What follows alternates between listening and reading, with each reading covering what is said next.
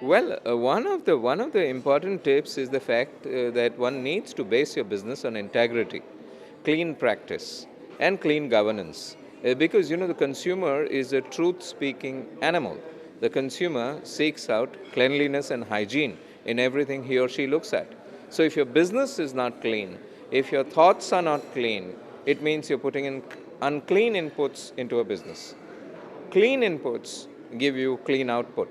So if you want to be a clean brand, you have to put in clean inputs. Take a big jhadu, clean up your business, remove all those cobwebs, get out of the corruption mindset which most businesses are locked into. And I want to underline that.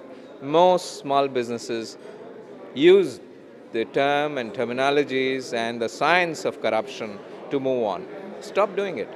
The moment you stop doing it, you stand out as a clean business, and clean businesses are the future. Brand sustenance as a science is all about service. What kind of service you're able to give your customer. And service is something only a company can give.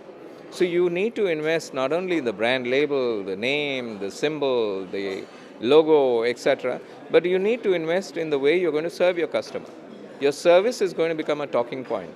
People are going to cascade business interest in your business only when they hear good things about you. So service is the underlying mantra. Not really. There's something called low-cost branding. There's something called no-money branding, which simply is to say that you don't need money to do it. You need passion. You need the ability to think clearly. You need the ability to do it yourself. You need the ability to harvest consumer insight. And consumer market research is a very big part of brand science. And consumer brand research costs zero money. It just costs time and energy of the entrepreneur. So an entrepreneur who is willing to go out into the market and learn about his customer, he can give back to the customer very good brands without investing high amounts of money.